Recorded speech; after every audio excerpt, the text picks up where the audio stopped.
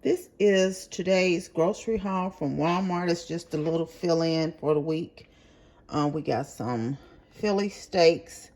Um, these are the ones I cooked yesterday, y'all. If y'all saw yesterday's video, this is what I buy from Great Value. It's the Great Value brand.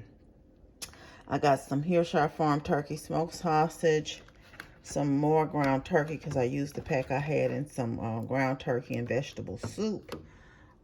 Some fruit snacks, which I need to stop eating, but I eat them. Some zero sugar Gold Peak sweet tea.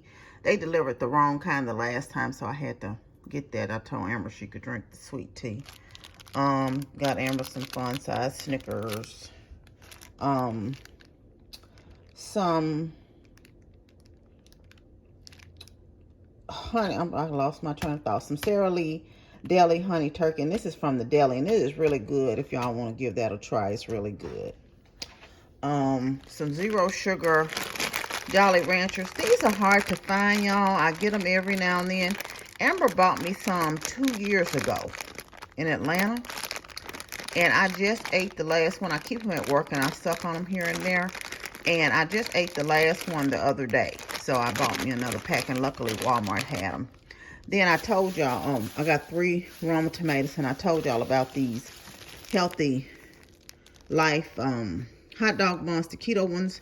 It's actually 4 buns in here. It's $3 and something for 4 buns, but like I said, it's worth it.